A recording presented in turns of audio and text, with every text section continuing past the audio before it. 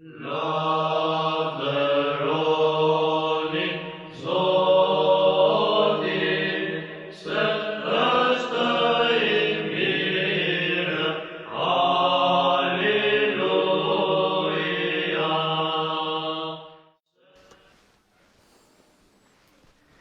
që do të mbajmë sot është një temë që është e rëndësishme, madje është edhe aktuale, ortodoksia dhe mjedisi. Kisha ortodokse e sheh mbrojtjen e mjedisit, të natyrës dhe gjithçka që na rrethon, si pjesë të përgjegjësisë shpirtërore të njeriu ndaj krijimit të Perëndis. Bota që na rrethon, shtëpia jonë e përbashkët, nuk është prona jonë, por është dhuruar nga Perëndia për ta menaxhuar, për të kujdesur. Pra është dhuratë e Zotit e Perëndisë që ta ruajmë dhe ta përdorim me urtësi dhe me falënderim. Në Zanafill na thuhet që Perëndia krijoi njeriu dhe vendosi në kopshin e Edenit, dhe porosia që Perëndia i dha njeriu të parë është që ta punojë dhe ta ruajë kopshin e Edenit. Kjo është shumë e rëndësishme. Kjo tregon se njeriu është thirrur që në Zanafill që të kujdeset për krijimin e Zotit që është shumë i mirë. Por siç tham, krijimi është dhuratë e Perëndisë dhe kjo na jep përgjegjësi. Ashtu sikur ne shkojmë banojmë me qira në një ambient, patjetër që neve do të kujdesemi për atë ambient, kemi përgjegjësi. Kështu edhe neve banojmë me qira në këtë botë. Kjo është shtëpia që ka krijuar Perëndia, ai është zotëruesi i kësaj, ne jemi qiraxhind, duhet të paguajmë qiran, çdo të thotë të paguash qira, të falenderosh, të lutesh, por dhe të kujdesesh. Etrit e kishës e shohin natyrën si pasqyrë të urtësisë dhe lavdisë së Perëndisë. Shën Andoni i Madh thoshte, natyra është një libër i hapur ku ne shikojmë Zotin. Por psalmisti e ka shkruar, qiejt tregojnë lavdinë e Perëndisë dhe vepër e gishtërive të Zotit. Shën Vasili i Madh, kur ka komentuar 6 ditëshin, ose atë që është kapitulli i parë i Zanafillës, ai flet me admirim për ditët e krijimit, për bukurinë e krijimit, duke i ftuar të gjithë besimtarët në një kohë që të lavdërojnë Zotin. Prandaj thotë dhe apostulli Pavli në letrën e drejtuar Romakëve që askush nuk mund të përligjet se është ateist, se nuk beson Zotin, se nuk e ka parë Zotin. Se vërtet thotë nuk e kemi parë Zotin, por Zoti është i bërë dukshëm nëpërmjet krijimit.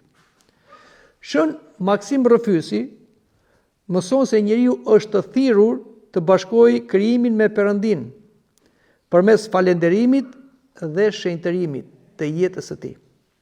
Pra, ne kemi një detyrë vendosur brenda këtij krijimi që jo vetëm të falenderojmë që Perëndia na ka dhënë një habitat të tillë, një banesë të tillë, një shtëpi të tillë të përbashkët që quhet tokë, me të gjitha mirat që ajo ka, por neve duhet ta shenjtërojmë botën. Pra, të sjellim hirin e Perëndisë në tokë.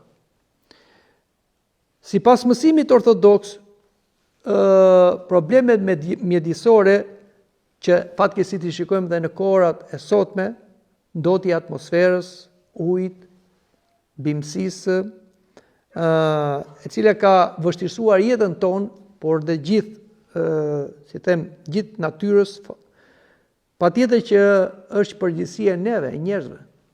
Dhe kjo ka ardhur nga lakmia, nga konsumizmi pa mas, shpërdorimi i burimeve natyrore, që vijnë të gjitha nga mungesa e besimit se i ka krijuar Perëndia dhe që ne jemi menaxher të kësaj.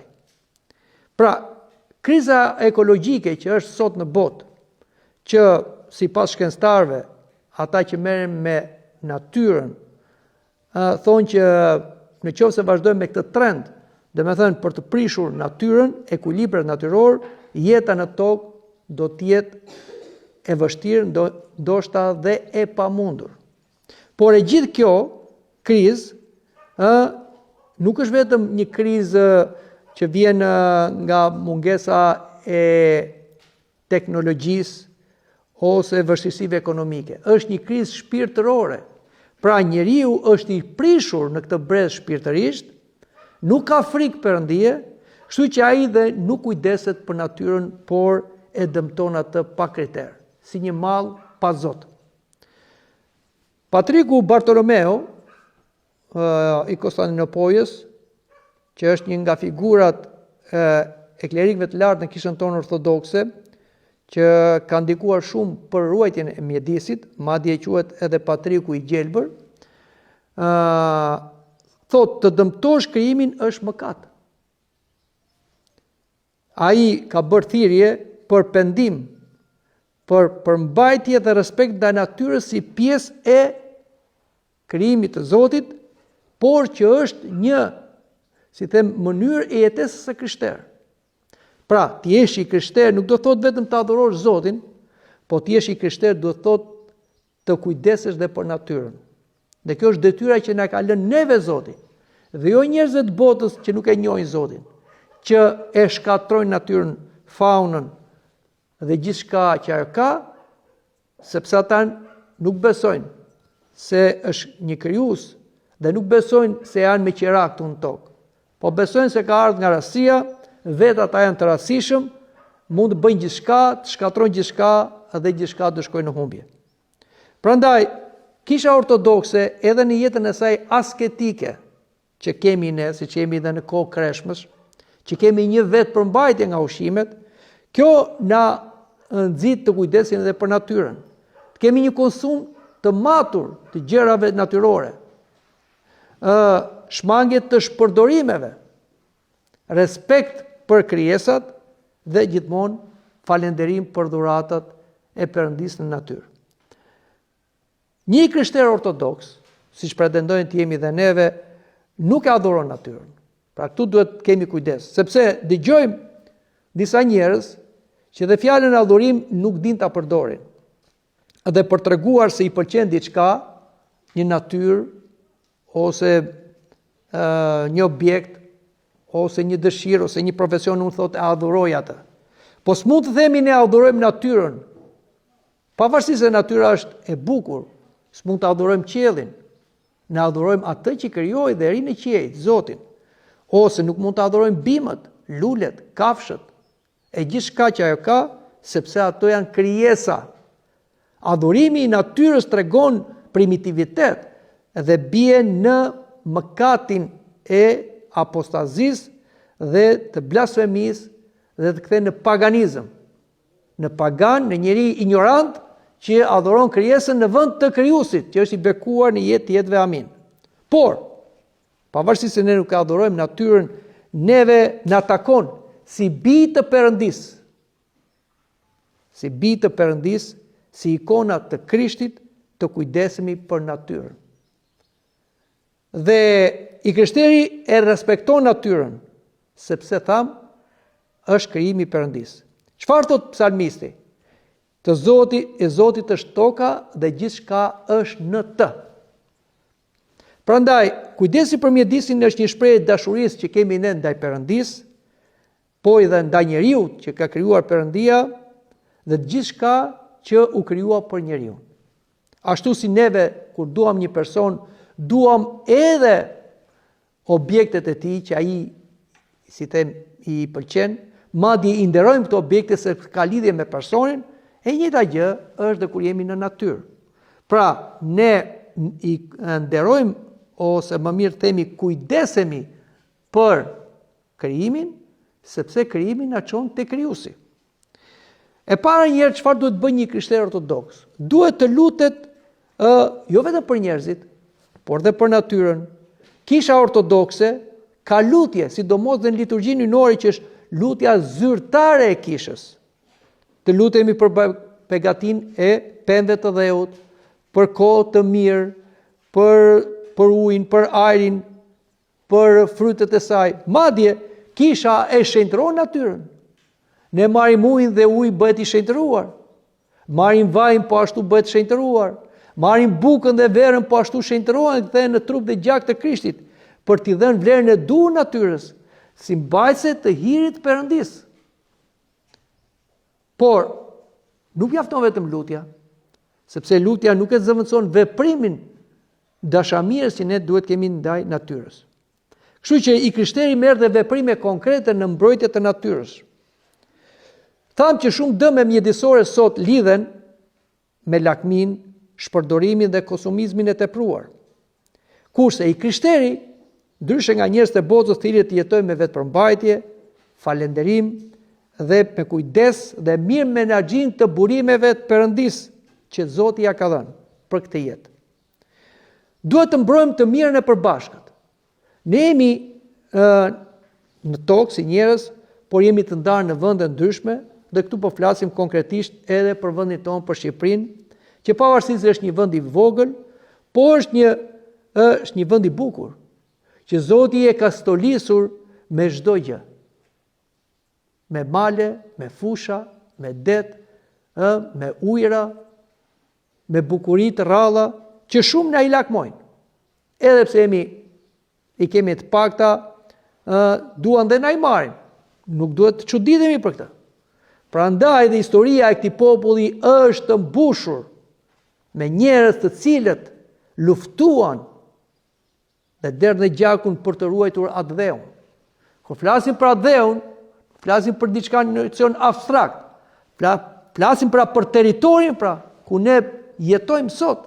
Nëse ne jetojmë sot si breza, jemi mirënjohës atyre që kanë punuar dhe luftuar që ne ta trashëgojmë sot, dhe neve kemi detyrë sot që të luftojmë e ta mbrojmë, madje edhe me flim që ta gëzojmë fëmijët tanë, nipa dhe mbesa dhe kështu me radhë, deri në ardhen e dytë të Zotit.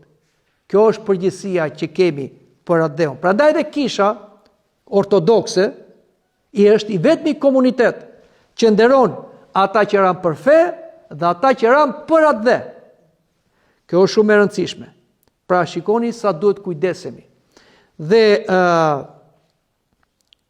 i krishteri ortodoks vepron me dashuri dhe jo me urrëtie edhe ndaj atyre që e dëmtojnë natyrën. Por nuk është frikacak, nuk është indiferent, nuk shikon thjesht punën e tij, por kur shikon që natyra prishet, ai reagon në mënyrë qytetare, e mbron mjedisin, e mbron vendin, e mbron shtëpinë e përbashkët tonë, që është atë dheu ynë, dhe ngrëzërin në mënyrë qytetare, duke dhënë edhe shembullin. Dhe kjo është shumë e rëndësishme. Dhe shembulli personal kush është? E para duhet të mësohemi vetë të shmangim ndotje. Fatkeqësisht neve në Shqipëri nuk e kemi këtë kulturë. Pra nuk jemi njerëz të kujdesemi shumë për ambientin. Sepse fatkeqësisht kjo vjen nga ateizmi. Ju duket pak çudi. Por mungesa e besimit në Perëndin solli që mos të kemi respekt për krijimin dhe mos kujdesemi për atë. Ta shikojmë si gjë të huaj. Prandaj edhe fatkeqësisht edhe gjithë ai mundim, ajo djersë, ai kontribut i asaj periudhe u shkatrua gjatë kësaj kohe tranzicioni. Dhe u bëm armik me natyrën. Prem pyet, dëmtuam arat, ndotëm lumenjt, detet, kafshët, peshqit, dhe sot kemi probleme të theksuara të natyrës. Pse? Sepse pra është mungesa e besimit. Por neve si të krishterë, që jemi kripa e botës, jemi drita, neve kemi detyrë që të instalojmë përsëri kujdesin për natyrën, dhe sepse natyra tham është dhuratë e Zotit. Dhe duhet ta fillojmë nga vetja jonë, të mësohemi mos të hedhim plera vend e pavend.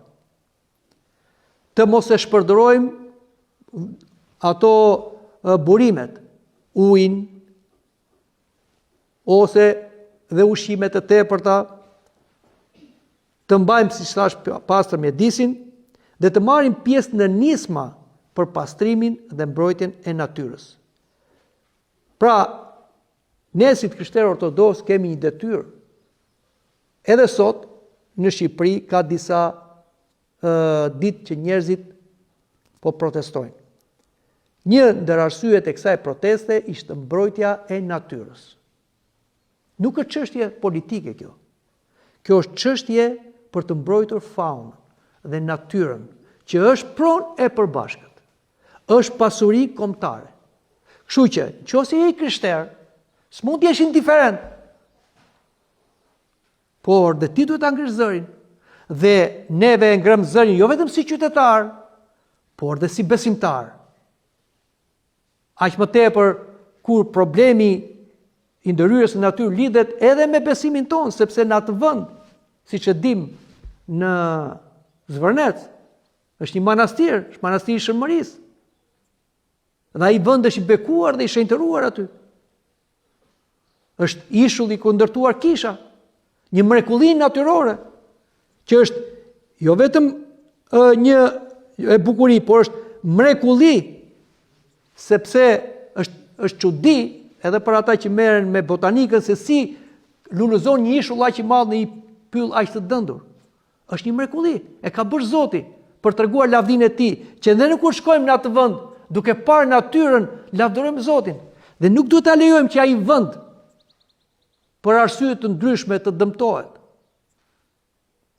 të prishet, sepse është jo vetëm pasuri kombëtare, por është dhe pasuri si ne si besimtar dhe të krishterë ortodoks. Prandaj nuk duhet të rrim indiferent. Duhet të themi fjalën tonë, të mbajmë qëndrimin tonë. Prandaj Shën Pais Agjoriti thot, njeriu duhet ta trajtojë natyrën me respekt dhe mirënjohje, sepse ajo është dhuratë e Perëndisë.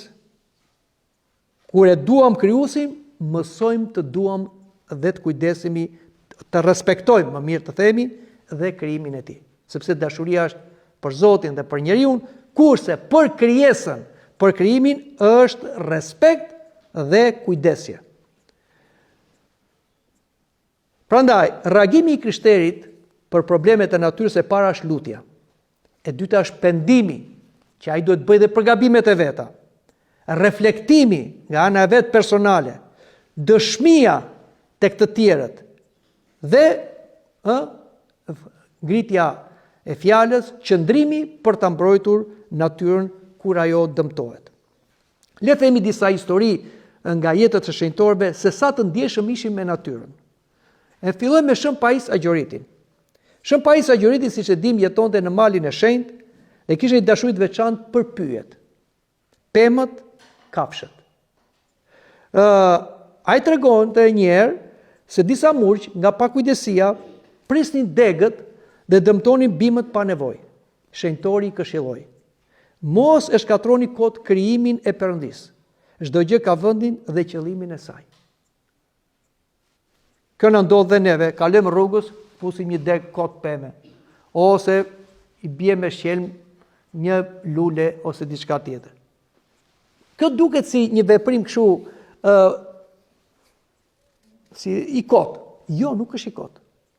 Shën Pais i thot, shpirti i shenjtë duhet na mësojë të kujdesemi dhe për një gjethe, sepse çdo gjë në botë jeton nga fryma e jetës që jep shpirti i shenjtë. Pra Perëndia është e çdo gjë e gjallë që lëviz, dhe çdo gjë që është në tokë. Kështu që neve kur tregohemi armiqësor, tregohemi kundër Zotit, kundër veprës së Zotit. Pra shikoni sa të ndjeshëm ishin ata. Shën Kozmai i Etolis, në predikimet e tij nxiste stërgjyshit tan që të mbillnin pemë. Dhe ai thoshte, kur mundeni mbillni pemë që të gëzojnë edhe ata që do të vinë pas jush.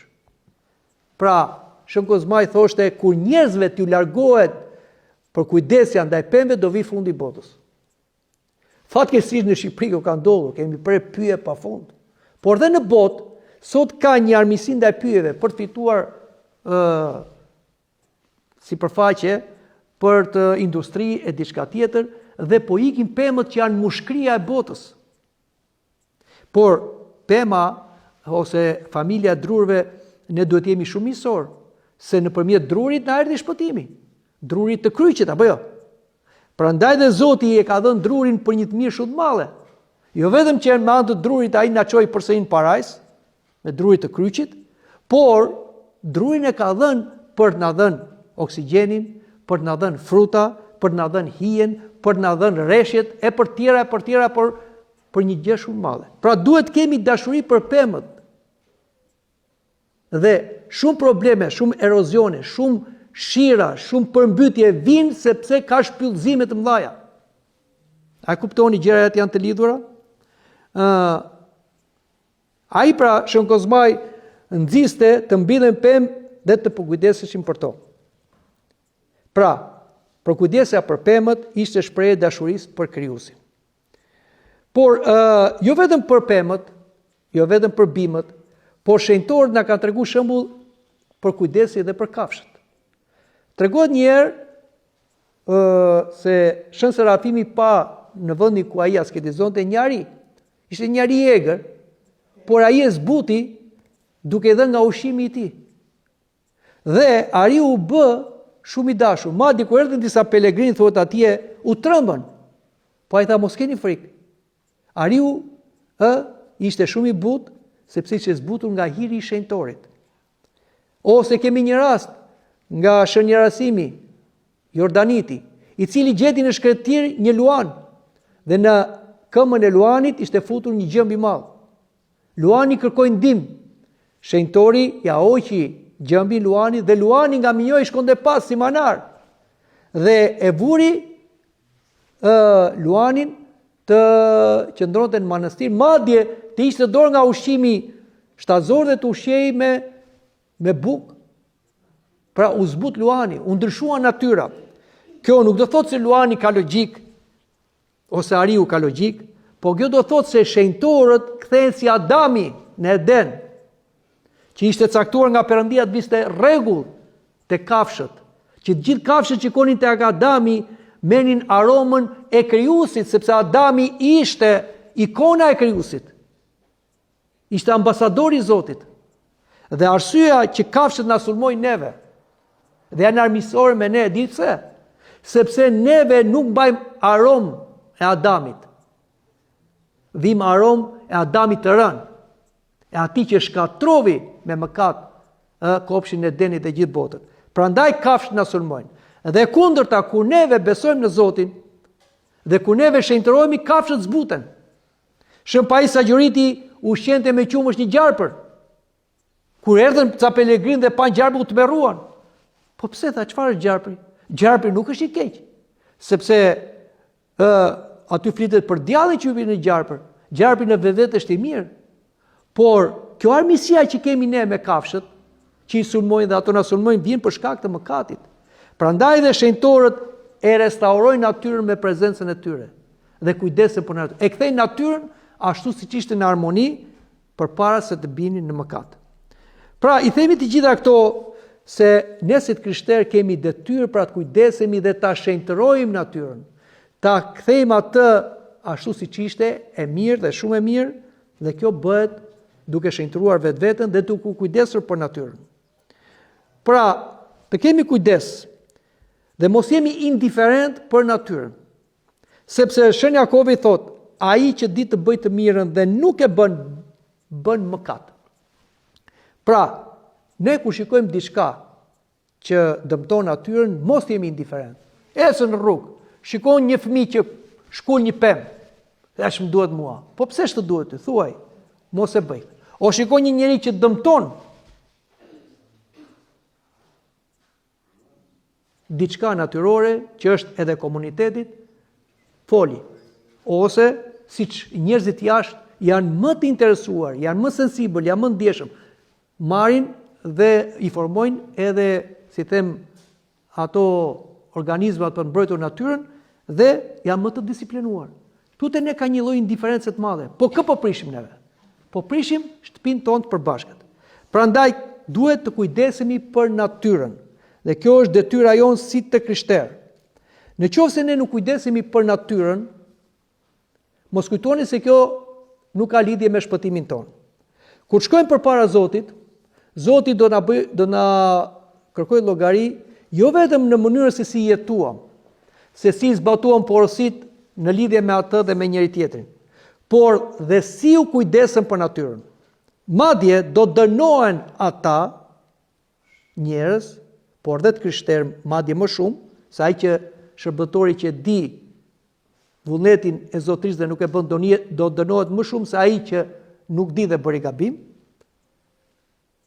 Ata të krishterë të cilët dëmtojnë natyrën me ndërgjegje. Kam dëgjuar se në Ferr është dhe një vend që dënoheshin ata të cilët në jetën e tyre kishin dëmtuar kafshët. Madje, mbaj mend dhe kur ishim ne fëmijë, që edhe mizave ju ishin ato krahat, dhe kështu kam bërë dhe unë, kështu bënim, dhe për atë do gjykohen atje. Flasim për ata që janë të papenduar, të papagzuar, pa ju falur ky mëkat. Pra, Zoti është i ndjeshëm me krijimin e vet. Kështu që duhet jemi të kujdesshëm. Ne do ta përdorim natyrën. Nuk do jemi tashti siç janë dhe ata ekstremistët vegetarian, që thot po therrësh i pul, e po therrësh një zog, e po therrësh një dele, i merr shpirtin, ti bën një krim. Jo. Zoti i ka dhënë që ne ti ham ato, ne ti konsumojmë. Zoti ka thënë mos abuzo, mos torturo, mos shkatro. Përdor aq sa nevojitet. Mani mend që Krishti shumoi bukët dhe peshqit? Po çfarë tha? Nuk tha, s'ka gjë, unë prap do t'i shumoj. Mblidhini, pra bëni ekonomi, edhe neve. Edhe ai shpërdorimi i tepër që ne bëjmë, që marrim ushqime dhe pastaj i hedhim, dhe bëjmë një problem ndotje të madhe mjedisore, vjen nga, si them, nga mungesa e vetëpërmbajtjes dhe nga një lakmi e tepruar dhe konsumizmi i tepërt. Kështu që duhet bëjmë një kujdes. E kemi detyrë ne të krishterët. Prandaj, dua ta mbyll këtë bisedë edhe në situatën që ndodhet sot vendi, ka një protestë për mjedisin. E thash, kjo nuk ka lidhje fare me politikën, kisha nuk bën politikë, kisha nuk merret me politikë, sepse politika përjashton njerëzit, politika krijon grupe, por kisha ka detyrë që të informoj në radh parë besimtarët, por dhe gjithë njerëzit që duhet të kujdesemi për mjedisin. Ta përdorim mjedisin, po jo ta dëmtojmë mjedisin duke menduar vetëm për sot. Por të kujdesemi si një krijim i Perëndis, ta përdorim për vete, të mendojmë edhe për të tjerët. Kjo është të jesh miqësor me mjedisin. Dhe duke kujdesur me mjedisin, tregojmë se ne kemi dashuri për Krijuesin dhe falenderojmë atë. Amin.